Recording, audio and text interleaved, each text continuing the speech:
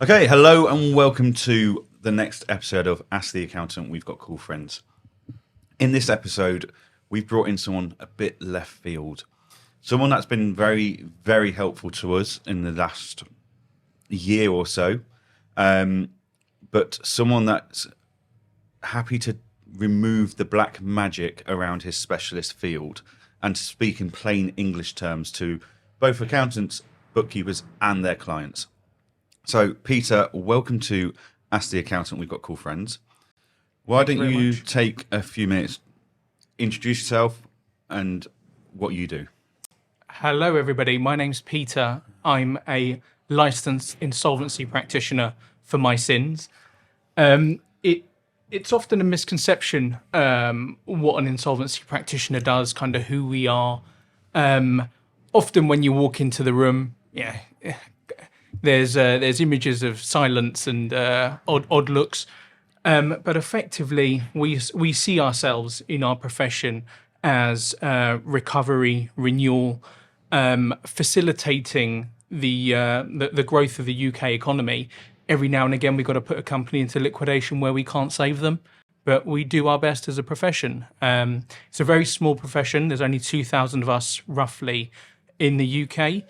And we are odd beasts, mythical creatures floating around on the edge of the accountancy world. So thank you very much for bringing our profession into the studio today. No problems at all. So, insolvency practitioner, is probably the words people dread as a business owner. Yeah. We need to speak to an insolvency practitioner. It implies failure. It implies negative Very thoughts. much so, yeah. But actually, I think what you just said there, you are the rescuer to that, not necessarily to that business, because sometimes that business can't be saved, but you are the rescuer to that business owner and their family. Yeah. And that's one of the things that I really valued when we first met. And someone introduced me to you and said, you talk to Peter, he's great for insolvency, because I had a client who was in trouble. And your first thing wasn't, how big's the business or anything. It was, who do I need to speak to? Do I need to speak to the business owner, or do I need to speak to the business owner's wife, who's giving the business owner all sorts of trouble because she thinks he's about to lose their house? And it just clicked for me then. So, it's not about filing paperwork and dealing with HMRC and the banks. It's actually about looking after the mental welfare of my clients through one of the most stressful things they could potentially do, purely because as a country, we have defined insolvency as failure and negative comprehension. Whereas actually it is a perfectly legitimate and professional way to wind down a company if you're looking to retire. Yeah. It's a perfectly legitimate and professional way to exercise many options for many reasons. It doesn't just mean failure, but the media picks it up and goes with it as a failure, doesn't it? So times are tough out there in the world of business in the UK at the moment. Are you starting to, we've seen the media report increased dissolving of businesses, etc. Are you seeing that on the ground floor, or is it media speculation? We are. Just before I go and answer your question, Johann, what I would say is you're spot on about insolvency, to my mind, being about people. I'm not a numbers man. Not at all, not even by faintest stretch of the imagination. If you said to my maths teacher I work with numbers all day, she would not believe you. My journey into insolvency was by accident. Actually, most of my field fell into insolvency. I actually studied architecture at university and then got caught in the 07-08 recession. Okay. From there, I fell into audit. And audit and I were oil and water. And then I fell into insolvency shortly thereafter. And 15 years later, I absolutely love it. And I love it because every day is different. And I love it because I'm helping people. I come at it from a completely different perspective because I'm a trained numbers man. I'm not a natural numbers man. So I look at things from a helicopter view. When I'm speaking to clients, I'm doing it often with a piece of paper to hand, and I'm actually showing them the options, I'm drawing them the options, and presenting it like that. And so, yeah, that's why I enjoy it. And when we talk about the people and kind of how the people interlink in an insolvency, you always in an insolvent liquidation have angry creditors. Yeah. By default, that's your starting point. That's usually where the problem is. You're right, Johan, when you say, there are other stakeholders. Could it be that the director's given a personal guarantee that could then affect the home? It can affect the partner that's got no idea what's going on. Yeah. And it's about speaking to people and understanding what their fears are. In a lot of insolvency, as you rightly said, the negative connotations on it around insolvency just bring dread into people's eyes. I see it at initial meetings, and I know I've done a good job where in the back of my mind I've got the picture of the people in front of me at the beginning of the meeting, and the smiles and the kind of freedom that I'm looking to give them towards the end of the meeting. And all I'm doing is giving them the options. Yeah. All I'm doing is just making them see their situation in a completely different light. Then I've done my job. And that brings me on to the media in all of this. There's a hell of a lot of scaremongering out there.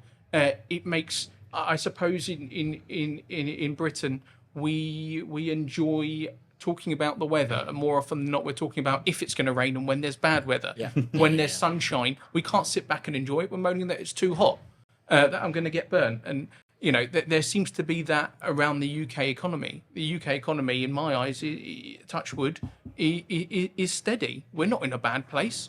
The UK is a great place to do business. But when the headlines are focused on, redundancies, especially the limelight in the construction industry, Yep. for which, I hold dear because of my background, I've just kind of do quite a lot of construction insolvency. It's unfortunate that, insolvencies of construction companies is off the scale compared to any other sector. But for small business owners, if everything that you read day after day in the media is negative, it's then difficult to be positive about the future of your business. And the point that I'd like to make is there's absolutely no reason to think that your business is going to be affected like everybody else. Instead of focusing the energy on what can I do to be different and survive whatever it is that's affecting everybody else, it's very easy to get sucked into the melodrama, and I very much blame the media. Yeah. I think with the media though, and I think what they're trying to achieve and what they're trying to do is just make those clicks, right? And what we need is people like yourself just to go, look, let the media do what the media does, let them scaremonger, let them try and get these clicks.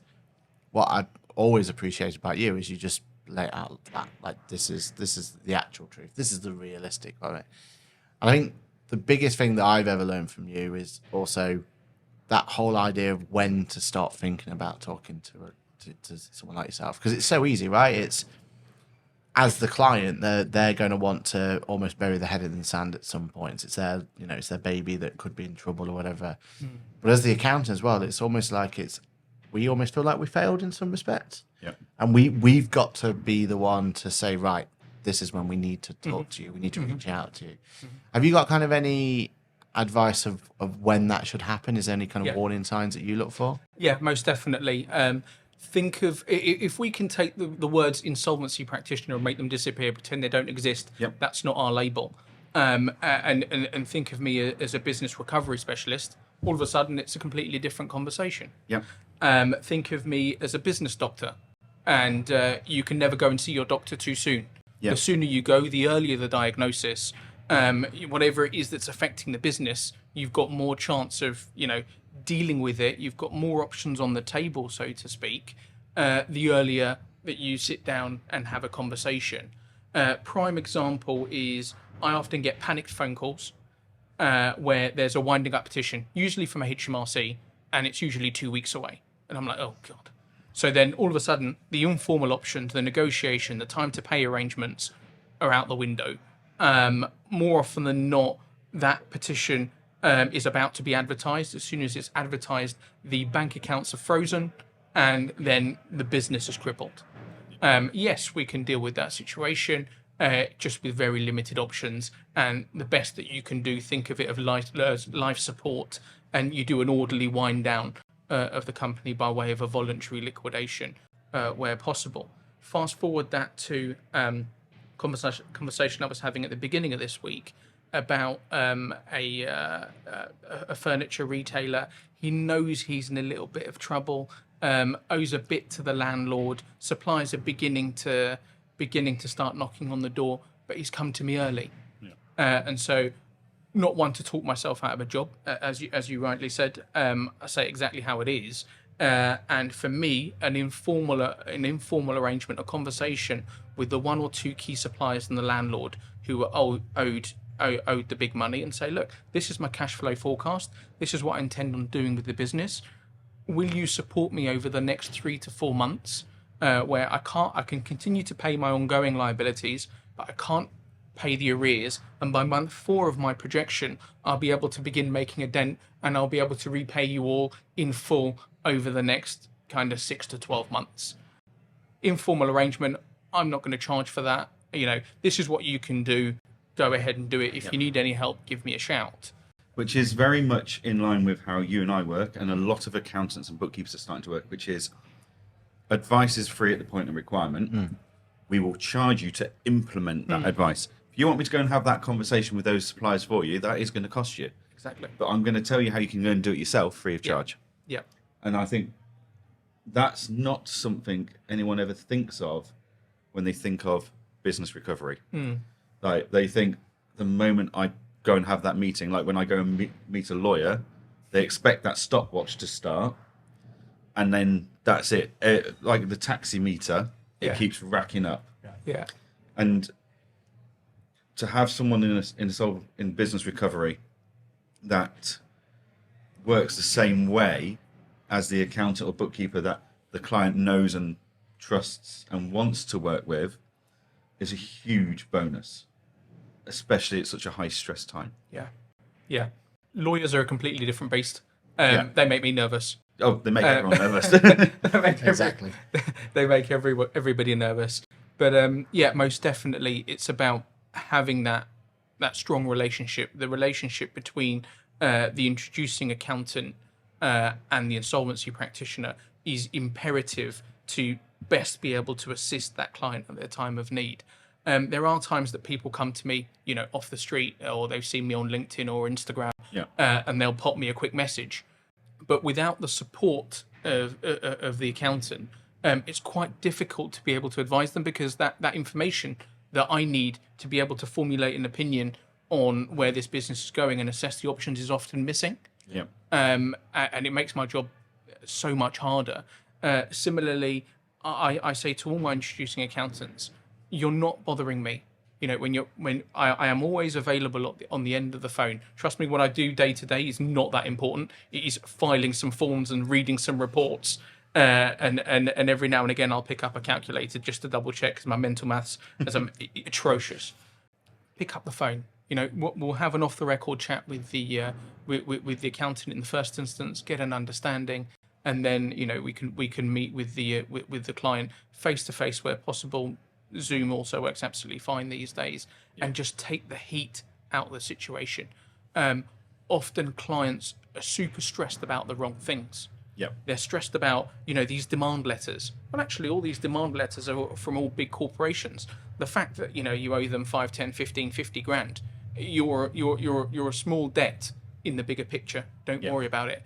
Similarly, they often don't know what is the biggest issue, which is often the personal guarantees. It might have been something that was signed at the bank 15 years ago for an overdraft that's been extended 5 times since then, and the exposure could be 50 grand. They've got no idea. That's the kind of stuff that actually we need to sit down and make sure you understand. Accountants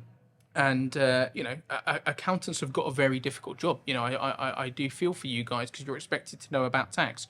You're expected to know about setting up the business, operating the business, the day-to-day changes in audit that seem to just, all you seem to hear is X auditor's been fined for X breach, because once they've got into liquidation or administration, the proverbials hit the fan, and someone somewhere in the accountancy world is deemed responsible for some odd reason. And you're not expected to know about insolvency. I've been in it 15 years, and I learn every single day. So it's always good to have that professional who's on the end of the phone that will give you half an hour of their time, give your client half an hour of their time, and just take the heat out of very emotional situations. I mean, if I was to describe synonyms for insolvency, it would be often anger and stress. And when you just look at things from a completely different perspective, they can disappear. Yeah. You mentioned there 15 years you've been doing the job for. In that 15 years, how's tech played in terms of the decision making and everything else? Have you seen it's helped? As we hope, and we're trying to push the fact that clients have more real time information, and they've got that sort of we would hope that with a decent accountant, decent bookkeeper, or if the client's on the board themselves, that they would have access to real time information. Do you see that your end? Is that we do? It's filtered in the last couple of years. okay?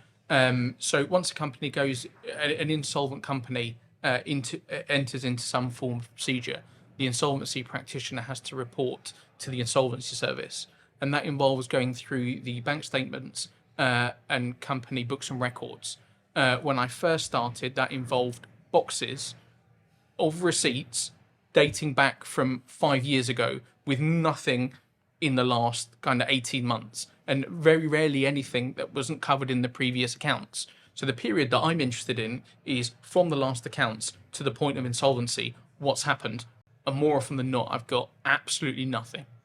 And fast forward now, if I'm allowed to name drop, we use Armalytics. So we get the bank statements on day one of the appointment. So that gives us that 3-month window with some relevant information, pretty much on each and every case, where we've got to do our reporting within month 3.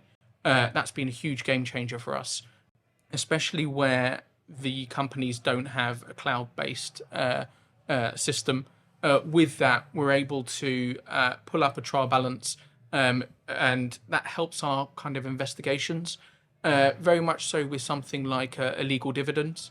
So you can kind of use the trial balance at various dates to give you an indication of at what point do we think the company was insolvent, and has just made our reporting to the insolvency service so much easier. That said, I mentioned this at the start, insolvency is on the fringes of the accountancy world, and so the tech is only beginning to be implemented for us because we are such a small niche. Yet, for example, with our AML requirements, everything is high risk that we do, and so for the existing providers to adapt what they do in plain sailing accountancy world to the dark depths of what we do, it's taken a little bit of time for the tech providers to think about us and also to then tailor their products for us.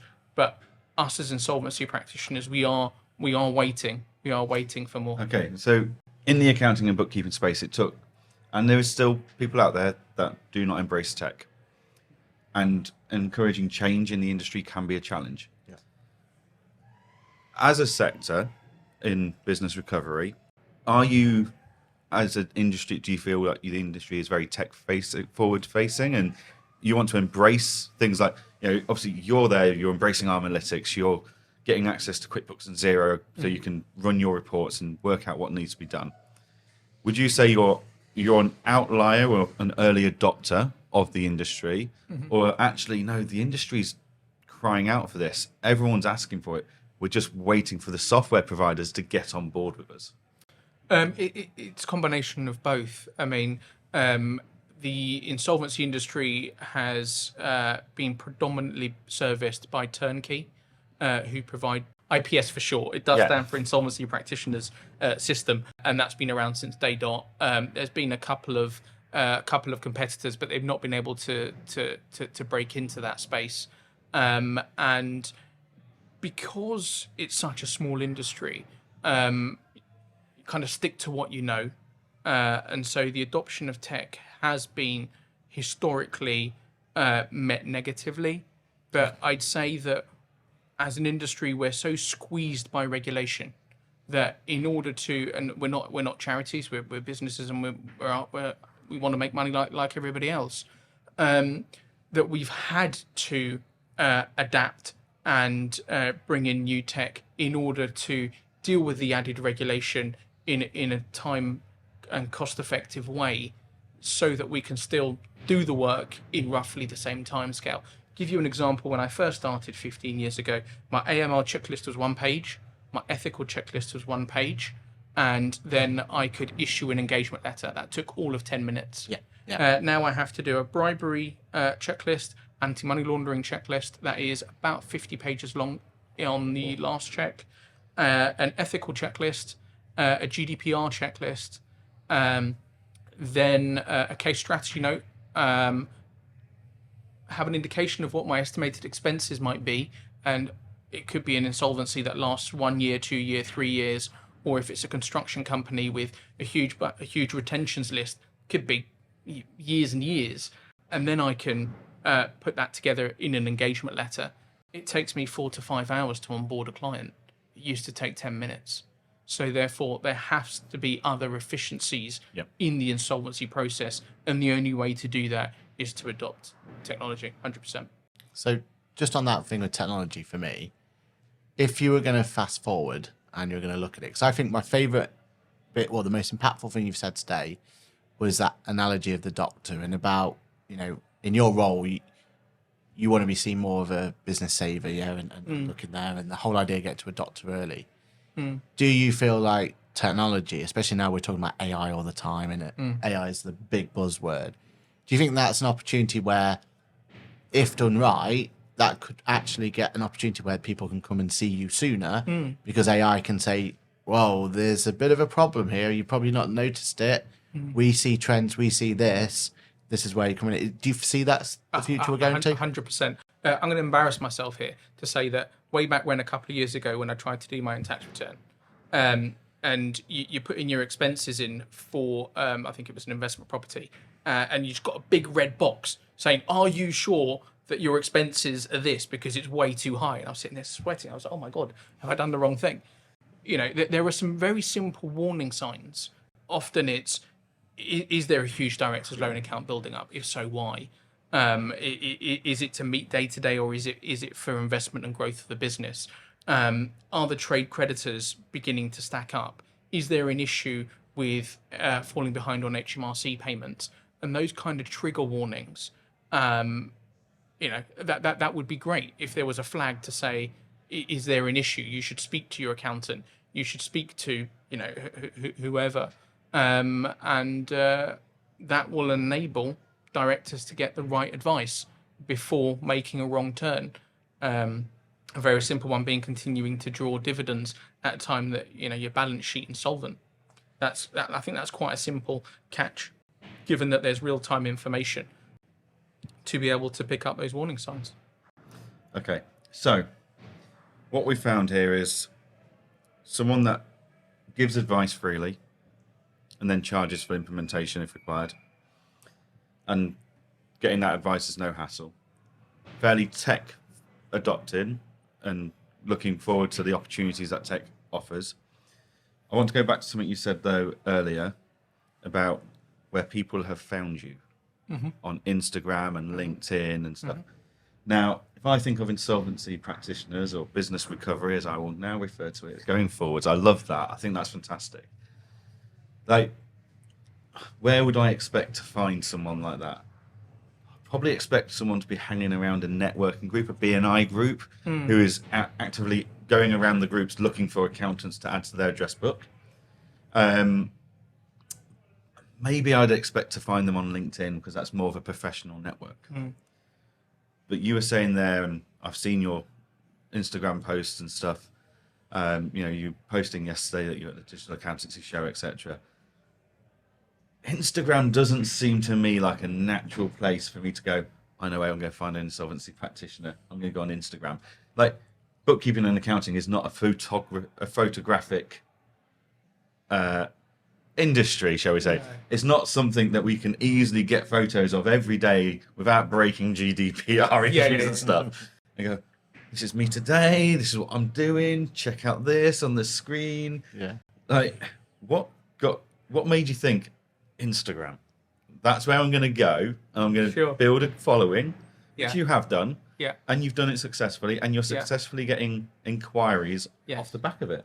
Yes. Like, that's incredible. Like, there's people out there that will, accountants and bookkeepers, like, TikTok's not the place to be, Instagram's not the place to be. I mean, there's people out there that are proving it is. But, yeah, why Instagram? What got you onto it, and kind of how are you finding it? It's time for me to eat some humble pie.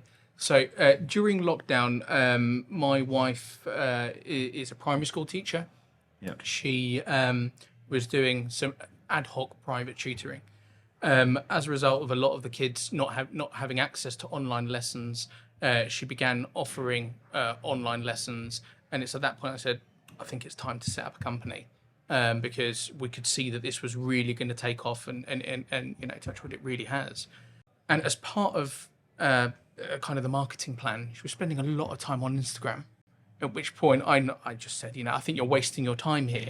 You're wasting your time. You should go and do door to door, do leaflets around the local area, and that'd be far more successful. Thankfully, she didn't listen to me.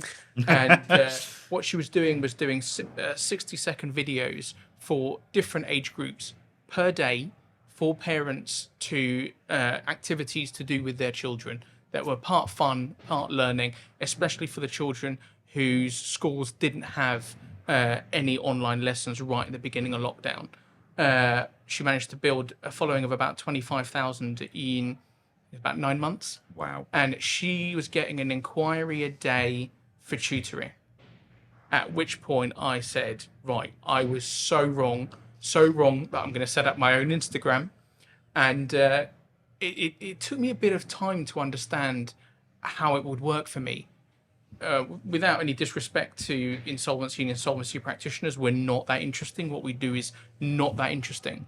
What I found worked for me is just demystify what an insolvency practitioner is. Yep. Put a face to the name, show who I am, that I'm not scary. Yep. Actually, what my Instagram does is show that I'm not scary, that I'm a real person, and I do random things. Yeah. And I'm pretty sure that I'm the only insolvency practitioner of my type. There isn't another one out there like me. And by demystifying it, people feel comfortable to send me a message saying, I think we need to have a chat. I've got a problem with a client. Great. Let's have a call. Yeah. And the whole point is you're building that trust, right? Think back to pre-COVID, pre-anything else. You build your trust by taking your client on a golf trip or something like that, right? And what we're finding really is what Instagram, YouTube, social media, we're bridging that gap, and we're building the trust. And what I've always found the benefit of that is when you talk to that client, that prospective person, and at that point they've already made a formed opinion on you. They figured it out, and then all you've got to do then is just explain the important stuff, like how this relationship could work and what they get out of it. Curious to know though, were you actively using Instagram before? Have you ever kind of fell into following someone else or anything like that? Or yeah, very much so. Very much so. I didn't know how to use Instagram pre-pandemic, and it's something that I've just picked up. I've really enjoyed it. Just being me. Yeah. I do very, very little insolvency content. It's just not the space for it. I think people roughly know what I do, and the only real message I'm saying is I can assist accountants assist their clients. That's all that anyone really needs to know. And that But you're I'm also there. proving that you're human. Yeah. You're approachable. Yep. You don't speak in jargon, etc. Yeah. You're there to make things as simple and easy as possible. Mm-hmm. Yeah. I think that's fantastic. Yeah. And especially in fact you didn't really use Insta, because what we would normally, because we get the question a lot, like how do you start out in social media? What's the secret sauce? He's absolutely smashing it on LinkedIn, doing all right on YouTube. Like how do you make the start? And my personal recommendation is always, well, content you're already consuming. And if you're already consuming that content, you understand why the tricks, and it may not be the best platform ever for you, but start there at least, because then you're on a platform you're comfortable with. There's no point posting your first TikTok video. You've never used TikTok, right? I can't dance. Can't dance. That's it. And you wouldn't have a clue, would you, of what works and what doesn't. But if you're on a social media platform where you consume it, well, and the fact that you didn't really use TikTok, Instagram that much, then credit to you, because that's you going in blind but making it stick. Yeah. I mean, it literally the mantra is just, I'm just being myself, not doing anything that it's not really anything different that I did on my personal one. I just kind of shifted that over, and I get to be me doing what I do. Love it. It goes back, doesn't it? We had a really good chat with Sam Mitchum. Yes. In another episode, and she's an accountant. She started her own firm. Only been going 3 years. Very successful. Lots of speaking opportunities, etc. Because she is just so open and genuine on LinkedIn, which is her platform of choice. And she was saying, I was looking back through all the posts I've done in the last year, and some of them actually got me quite emotional, because I was thinking back to that time and stuff. And we said, well, there's a reason it's emotional. It's because it's open and honest. And it's genuine. There's so many people out there that are presenting a fake persona on social media, and then people realize it straight away when they then meet you or speak to you for the first time, and word soon spreads that ignore what they're doing on social media. It's not genuine. That's not what that's not what Peter's really like in real life. Whereas if you can be confident enough to be open and honest on social media, then it's such a good tool for even the most obscure industries that you would never think of putting onto Instagram. Yeah. That it just shows actually it doesn't matter what your professional market is or anything. We all buy and want to trust people. 100%. And actually, Aaron, one of the things that you mentioned about, the old school traditional golf day, the advantage of social media is that when you're speaking to somebody for the first time, they actually have an indication of who you are. Yeah. And there is a rapport that you've built over time just by seeing what each other are up to, that you wouldn't get from an hour or two lunch or even a whole day of golf. You build that trust over 6 months or so completely by accident. So people just may reach out to me and say, how's the self build of the garden room going? I've been self building my own office for actually 2 years, and I finished it this weekend. Wow. And so that's formed part of my conversations, my opening conversations with people reaching out to me for advice, and that wouldn't happen on any other medium. It's just you do get to know people through social media. It's so powerful. It's mind-blowing. So you're seeing an increased number of cases for business recovery. You're getting a lot more inquiries, courtesy of Instagram and being a genuine, open person. What's driving that increase of cases? Is it mismanagement? Is it, in my own opinion, I think businesses have got more debt than ever you would have got if it wasn't for the fact that the government was backing COVID loans. Mm-hmm. Like no bank would have lent Mrs. Blogg's flower shop £50,000 before COVID, and they still wouldn't. Yep. It's purely because the government backed it. They went, well, all right. You've got the turnover. We'll give you the money. Yep. Or is it actually the debt's not the issue? Businesses just, they can't get the staff in. They can't recruit. They can't systemize and make themselves more profitable. The utilities are going up.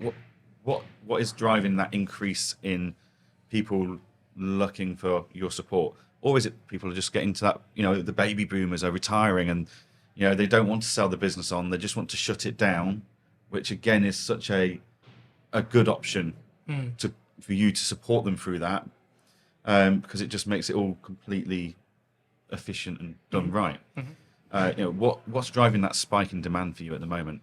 So you're right on both points. I would say the key driver is pressure. So towards the end of 2020, beginning of 21, again back to the media point, every other day was a tsunami of insolvencies, and everybody was waiting for this wave of insolvencies that never came. It never came because the 50 grand bounce back loan was there to support wherever possible.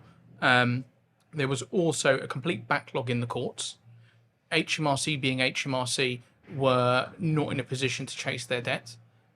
So there was a kind of a 2-year window where HMRC didn't actively chase any of their debt. So fast forward to the beginning of this year, and there has been a real ramp up of pressure. Creditors can no longer afford to subsidize other businesses. Everybody's hungry for cash. They're collecting their debtor ledger in. They're getting their solicitors involved. The winding up hearings at the High Court are through the roof in terms of numbers. HMRC are driving that. And with that pressure comes directors having to make a decision. It's the pressure that causes directors to then seek advice, usually via their accountant, and then onwards to myself. So what's changed since end of 2020, beginning of 21, and now? Predominantly pressure. But you're right, Johann, when you say that there are external forces at play. It's a very difficult time to run a business at the moment. It's difficult to recruit staff. It's difficult to keep up at the rate of inflation. And it's not a coincidence that construction is suffering so badly, because it's at the whim of those two main pressures. The trades are not there. The contracts were often agreed a year or two prior, and so the true cost to do the job is completely different. Yeah. There are firms out there stuck on contracts that they're going to lose money if they complete. Put the pressure and the current economic pressures facing most businesses, and it's not a coincidence that the inquiries and conversations that we're having are much higher in number than they were 6 months ago. So, are we seeing a tsunami, or are we seeing a swell in the water levels? I'd say we're seeing a swell in the water levels. What we are seeing is owner-managed businesses and the smaller entities being in trouble, because a £50,000 bounce back loan and a £50,000 HMRC debt is a huge chunk of a smaller business's turnover. Yep. The larger companies seem to be more resilient, and so there is definitely a swell of owner-managed businesses seeking insolvency advice for sure. And I think something you and I have spoken about in the past is that before COVID, rightly or wrongly, business gets into a little bit of trouble, an accountant would just try and slip a DSO1, just slip a dissolving application into company's house, take a punt, see what happens, in the hope that HMRC won't blink, because they've not actually got bank debt or anything, they've just got HMRC debt. So we'd stick a DSO1 in, either HMRC call our bluff, right, let's go and get business recovery involved, or HMRC don't blink, you've done your client a favour. However you look at it, Yeah. rightly or wrongly, there was a loophole there, Yeah. and it was well exercised. Yeah. From what I understand, that's gone, basically. Completely. I'm going to take my friendly insolvency practitioner, business recovery advisor, whatever you call me, hat off and be serious for a moment. Do not, under any circumstances, submit a DSO1 where a company has liabilities. Simple fact being, it's a criminal offence. So it's either your client or, as a result of your advice, committing a criminal offence. Just don't do it. Yeah. It's one of those situations exactly where we said you need to have someone to pick the phone up to and discuss a situation where there are liabilities, a DSO1, hot water, possible jail time. We've seen our first incarceration as a result of a DSO1. It was tied into a fraudulent bounce back loan. So a director of a non-trading entity took a £50,000 bounce back loan because there was obviously no business. Then he had to have taken that money personally and then submitted a DSO1.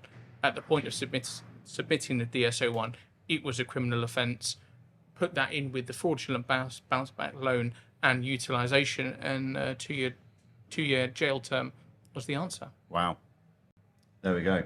Because the reason I ask is because there's actually a post on a Facebook group where people were saying, "Oh, just put a DSO1 in," and it's like, no, HMRC are clamping down on this. You put it in, and it's actually red flagging to them. You're spot on. You're spot on. What are they trying to hide? Yeah. So that loophole that you mentioned has been closed because Companies House now have different powers when it comes to the DSO1, and more often than not, there is a bounce back loan involved, or HMRC might have a debt, and so one of those two will put an objection to that strike off, so that isn't an option anymore. But the last thing you want to do is flag it up that you tried to close it through the back door. Sets the alarm bells ringing. Great. Just on bounce back loans, have you had any, let's call them success stories, but have you had any opportunities where that bounce back loan has been transferred or got rid of? Is there good news out there? Because it is the bounce back loan I think most people are more worried about. HMRC, you're right, that's a debt that's happened, and unfortunately, with HMRC debt, it's normally a case of that it's been mismanaged in some way, right? Like, unfortunately, for most businesses, if they've had the profits or had the VAT, then they should have paid it over. But I feel like bounce back loan was one of those ones where, for most businesses, or for vast majority of the ones that looked after by an accountant, they were taking that bounce back loan as a punt to survive, right? And it almost feels like, because they took that punt, because they wanted to do one last roll of the dice and get through the pandemic, that they feel like they're now being penalised, right? Has there been like success stories where there's been ways of being able to sort out the bounce back loan in one way or another? Sure. Have you got any kind of stories of how that's worked? So, bounce back loans is Pandora's box in my world. You've got genuine business owners who were struggling at the time, middle of 2020. You're unable to open your shop. You're unable to provide the service. It's very bleak and dark. What can you do? There's a lifeline there from the Treasury. The banks had an open door policy. You filled in an application form, it hit your bank account. Hopefully then you had that additional capital to trade you out of the situation, relatively low interest rate, and you continue to pay it over the next 5 to 10 years, or whatever, happy days. Life doesn't quite always work out that way.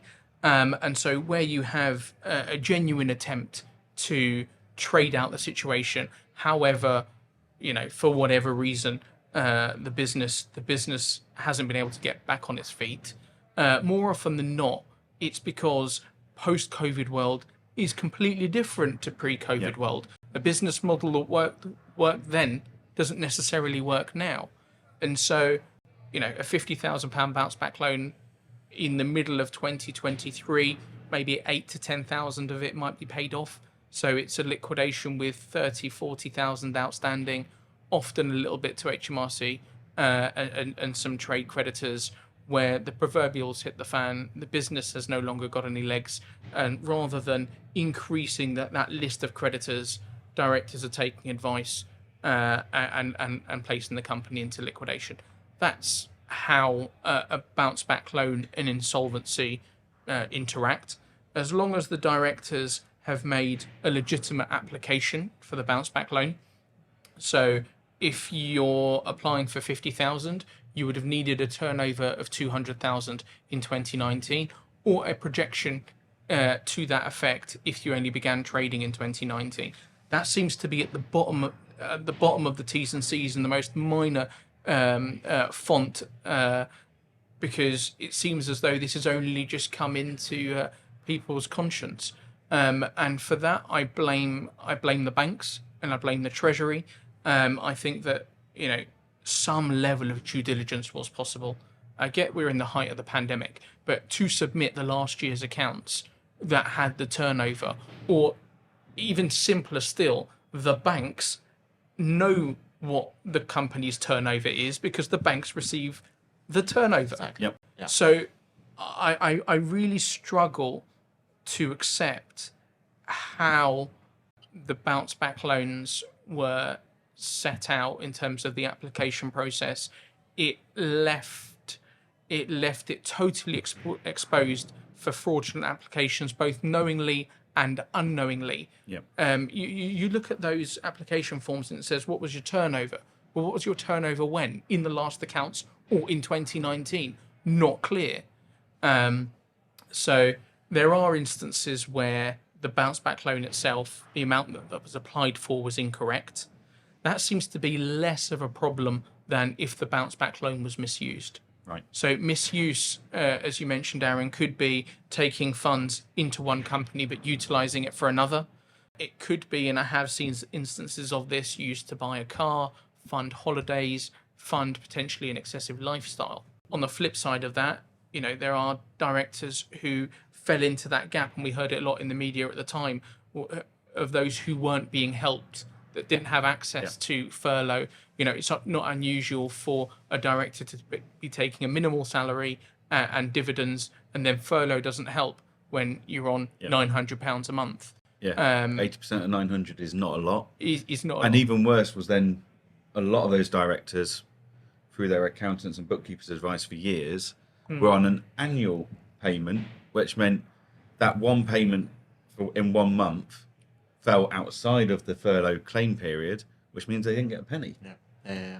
So there was a lot of directors that saw the bounce back loan as a lifeline. That's the lifeline to get us through this. And there is a little bit of common sense applied from the guidance coming through from the Insolvency Service and the British Banking Association in terms of what was, the requirement to be able to live. Yep. There is a line between misuse and utilization for reasonable domestic need. You've got to stay alive during the middle of the pandemic. And the Insolvency Service are tackling the fraudulent misapplication and fraudulent use of the bounce back loans. I would say where the bounce back loan is being repaid in the ordinary course of business, it's not going to flag up anywhere. Yeah. In an insolvency, it is wise to have a conversation around the bounce back loan. The way that I approach it is I ask the director some very simple questions. Are you satisfied with your application of the bounce back loan? Are you satisfied with the utilization of the bounce back loan? Is there anything else that you're worried about that you want to tell me? Yeah. In which case I can say whether it's going to be a problem in the liquidation, and by problem, it's a settlement that can be reached during the course of the liquidation. Insolvency is also about money at the end of the day. So if there is a problem, it's usually fixed with money. So having the bounce back loan isn't the be all and end all. It doesn't stop you from liquidating. Not at all. It's just looking back and going, within reason, have I applied correctly? Have I used it correctly? Yep. And if so, then it doesn't stop you. You shouldn't not have that conversation with you. Correct. In any event, it's worthwhile having a conversation, because if the business is at a point that you can't afford to repay back the bounce back loan, then something needs to give. Yeah. And it's walking through what those options are, and alleviating that worry, because worrying about it isn't going to make the problem going away. Having a conversation about it, identifying what your options are, and planning a way forward will do. Yeah. Brilliant. Well, thank you so much, Peter. We'll bring this to a close because I think there's so much for everyone to take away there. I mean, first of all, find yourself a business recovery person that works like you would work with your clients. I mean, the fact that when I ring Peter and say, look, I've got a client, he's in trouble, and Peter's not, well, is he in more trouble with the business, or is he in more trouble with the wife? That means, who do I need to ring and whose mind do I need to put to rest? Like, that for me was such a big tick. But if your business runs differently, then go and find a business recovery person that works that way, because you want to make sure that relationship would be delivered to the standard that you would deliver it as an accountant or bookkeeper if you were able to deliver that service yourself. And I think for the next few years, we're all going to need a business recovery person on speed dial and available to answer questions, because this isn't going to go away overnight. So, and I think the fact that you've gone out and you've done something on Instagram for an industry that is completely left field when I think of who I might find on Instagram, I think it's actually a really good example to all the accountants and bookkeepers actually that LinkedIn isn't necessarily the only platform you can use. If you're comfortable using TikTok and you're good at dancing, or whatever you need to be good at TikTok or YouTube or Instagram or Twitter, then go and own it. Go and do it, because anyone can make that platform work for them if they can get the messaging right.